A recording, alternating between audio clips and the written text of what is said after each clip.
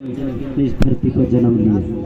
ये बहुत ही हमारे लिए गौरव का क्षण है और उस अवसर पर हमारे नौजवान साथी जो वर्षों पहले हम सपना देखा करते थे कि मेरे समाज के युवा समाज और देश के बारे में कब सोचेंगे, तो आज मुझे फक्र है, गर्व है, तालियों की गड़गड़ाहट से उनका युवाओं का स्वागत अभिनंदन चाहता हूँ कि मेरे युवा सही रास्ता पकड़ लिए हैं।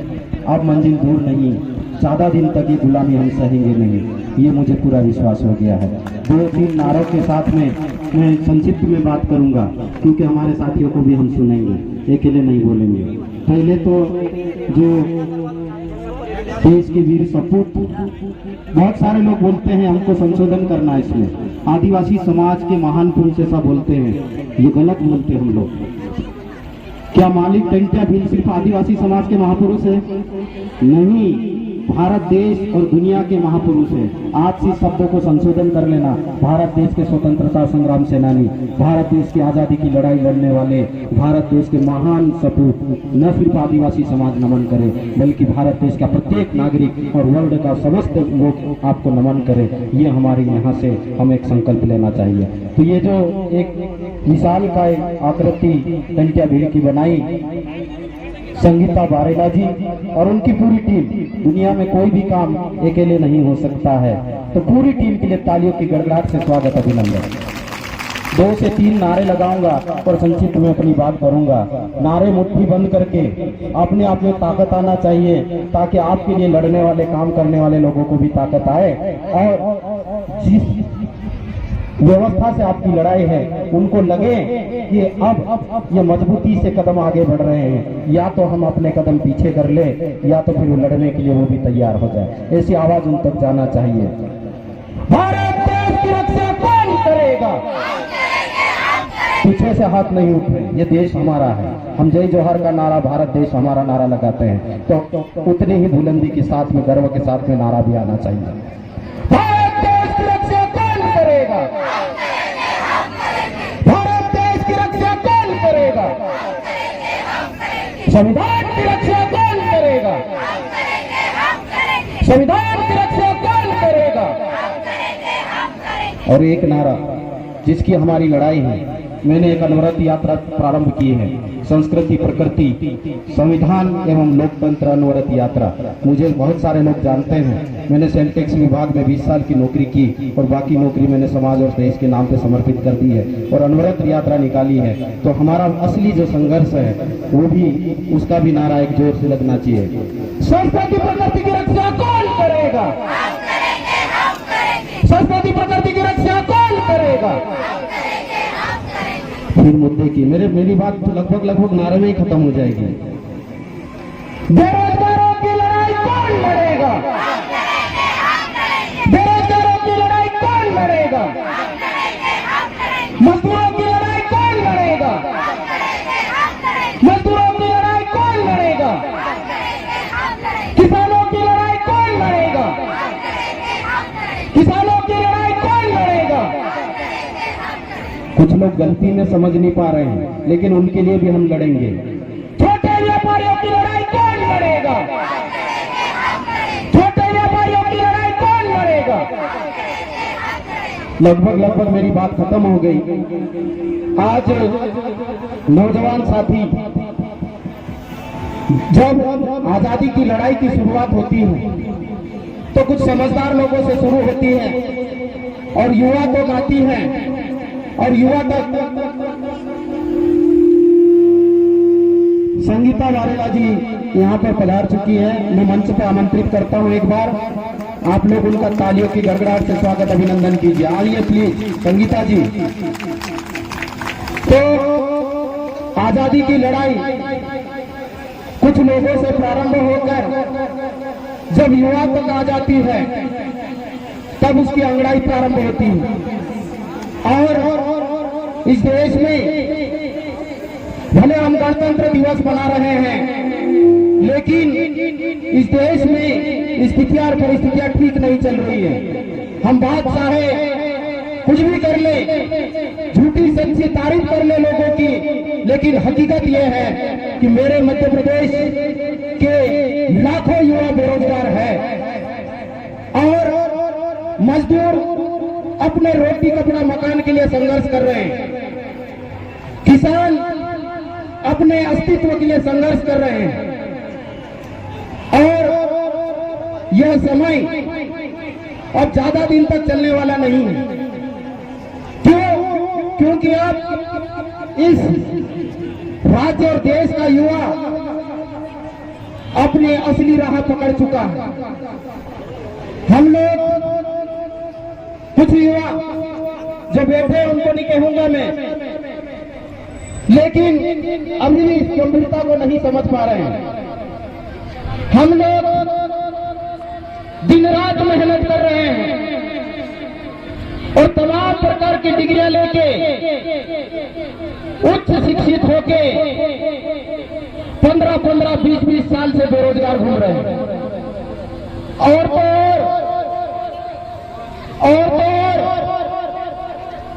मेरे समाज के जो नौजवान साथी हैं, विशेष करके आदिवासी समुदाय के लोग, जब चूंकि जीवन की कुछ प्रक्रिया ऐसी होती, निश्चित होती वरना ही होती, शादी के लिए लड़की देखने जाते हैं और सब कुछ चीजें जम जाती हैं और प्रश्न पूछा जाता है कि लड़का क्या कर रहा है, तो तैयारी कर रहा है, बेरोजगार है, 10 साल 15 साल से संघर्ष कर रहा है। और घर वाले बोलते हैं कि हमारी भी लड़की अभी पढ़ाई कर रही है, अभी हम नहीं देंगे।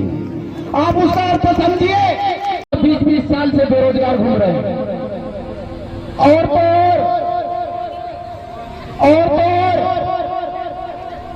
मेरे समाज के जो नौजवान साथी हैं, विशेष करके आदिवासी समुदाय के लोग, जब चूंकि जीवन की कुछ प्रक्रिया ऐसी होती, निश्चित होती वरना ही होती, शादी के लिए लड़की देखने जाते हैं और सब कुछ चीजें जम जाती हैं और प्रश्न पूछा जाता है कि लड़का क्या कर रहा है, तो तैयारी कर रहा है, बेरोजगार है, 10 साल 15 साल से संघर्ष कर रहा है। और घर वाले बोलते हैं कि हमारी भी लड़की अभी पढ़ाई कर रही है, अभी हम नहीं देंगे। आप उसका अर्थ समझिए, ये विकट स्थिति है समाज के ऊपर। अर्थात ये जो नौजवान साथी हैं, एक समय तक तो संघर्ष करेंगे। मैं उन हुक्मरानों से कहना चाहता हूं, यहां से आज एक ऐतिहासिक दिन के अवसर पर कहना चाहता हूं, कुछ लोग तो मावा बाटी मिठाई मलाई खीर पूरी खाएं और कुछ लोग भूखे रहे, भोजन के लिए संघर्ष चले। ऐसा चलने वाला नहीं है ज्यादा लंबे समय तक। इसलिए समझ जाओ, जो भी विचारधारा सत्ता में बैठे, मुझे किसी से लगाव नहीं है, प्रेम मोहब्बत नहीं है, लेकिन जो भी विचारधारा सत्ता में बैठी है वो युवाओं के लिए सोचे, नीतियां बनाए, न सिर्फ सरकारी नौकरी बल्कि स्वावलंबन के लिए काम करें। आप एजुकेशन में सुधार की बात करते हैं, अमेरिका को उठाइए, जापान को उठाइए, रशिया को उठाइए, क्या सबसे ज्यादा सरकारी नौकरी करते हैं क्या? नहीं। तो फिर मेरे भारत देश में ऐसी नीतियां क्यों नहीं बन सकती? आप नकल करना चाहते हो, अकल लगाओ और अच्छी नकल करो। मेरे समाज का युवा यदि डिग्री करे, बीए करे, बीएससी करे, बीएड करे, डीएड करे, बीई करे, एमबीएड करे, जो भी करे, डिग्री हो, उनको रोजगार मिलना चाहिए। ऐसी कुछ व्यवस्था कर सकते हो तो सत्ता में बैठिए, नहीं तो सत्ता छोड़िए। ये युवा सत्ता कमान संभालने के लिए तैयार हो चुका है। हम लोगों का संघर्ष अब जुदा प्रकार का चालू हुआ है। हमारा अस्तित्व खतरे में है, हमारा स्वावलंबन खतरे में है, समाज की पहचान के ऊपर आक्रमण किया जा रहा है। मैं डरता नहीं हूं। अभी जब नौकरी में था, कुछ लोग कहते थे कि इनका फला विचारधारा से दोस्ती होगी। मेरी किसी भी विचारधारा से कोई भी दोस्ती नहीं है, लेकिन जो बोलना डंके की चोट पे बोलना, और जो बड़े बड़े लोग कहते हैं ना मेरा अर्थ ये नहीं था, वैसे ही हम भी बात करते थे। इसलिए 20 साल की नौकरी की और बगैर शोकास नोटिस की पूरी नौकरी पूरी कर ली। मेरा किसी से कोई लेना देना नहीं, लेकिन समाज जगाने का जो काम है मेरा निरंतर चलते रहेगा। तो साथियों, मटली गांव आप लोगों ने सुना है। मटली में जैसे मेरे समाज देश का महापुरुष है और आदिवासी समाज की अपनी एक अलग पहचान है। इंदल देव को कुछ लोगों ने इंद्रदेव बनाया, और इंद्रदेव बना करके, मैं किसी को व्यक्तिगत रूप से टारगेट नहीं कर रहा हूं, इंद्रदेव बना के मंदिर बना दिया। क्या इंदल की पूजा ऐसे होती है? आप लोग बताइए, होती क्या? नहीं होती है।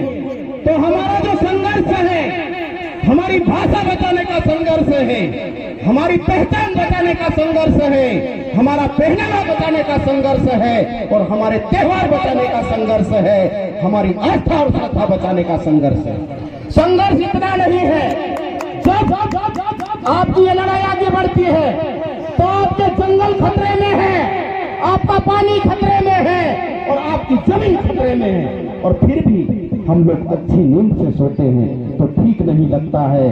तो ये जो संघर्ष है, ये बात इतनी नहीं है, ये सिर्फ आदिवासियों के अस्तित्व की बात हो, दलितों के अस्तित्व की बात हो, ओबीसी के अस्तित्व की बात हो, या किसी भी जाति धर्म का हो और गरीब व्यक्ति उसके अस्तित्व की बात ऐसी नहीं है।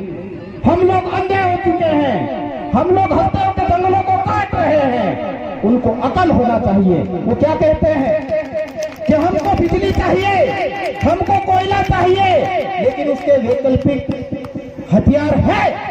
आप हवा से बिजली बना सकते हो, आप पानी से बिजली बना सकते हो, आप टरबाइन से बिजली बना सकते हो। जंगल काटने की इतनी उतावला क्यों है आपकी? आप सोचिए, हम बड़े डैम के विरोधी नहीं है, हम बड़े डैम के विरोधी नहीं है, लेकिन उससे हमारा जीवन का अस्तित्व खतरे में होने वाला है।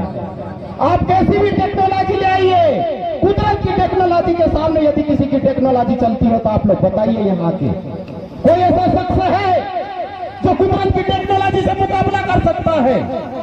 जीता जागता उदाहरण आप लोगों के सामने आया। आज से 2 साल पहले कोरोना महामारी आई थी, कहाँ चले गए थे आप लोगों की टेक्नोलॉजी? कहाँ खो गए थे पंडित पुजारी जितने भी थे? मैं किसी एक धर्म की बात नहीं करता, लेकिन कहाँ थे आपके पंडित पुजारी, ईसाई धर्म के पादरी कहाँ घुस गए थे? ताला क्यों लग गया था? क्योंकि आपकी कुदरत के सामने आपकी टेक्नोलॉजी काम नहीं करती है, इसलिए आप लोगों को ताले लगाने पड़े थे। तो बड़े डैम बनाओगे तो कुदरत के साथ में प्रकृति का जो पर्यावरण वातावरण है उसके साथ में जो खिलवाड़ कर रहे हैं, तो वो अपना असली रूप जब दिखाते हैं, बाढ़ आती, तूफान आता, भूकंप आता, ज्वालामुखी फटती है, तो कोई टेक्नोलॉजी काम नहीं करती है। ये यहाँ पे जो धामनोद के पास में जो डैम फटने वाला था ना, तो सबकी सांसें सख्ते में आ गई थी।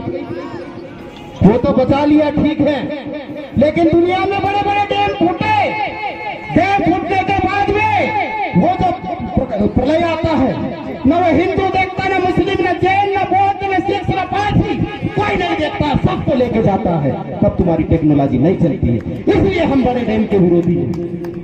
आप बनाइए, आप टेक्नोलॉजी है ना, पानी का फ्लो रोकिए थोड़ा सा।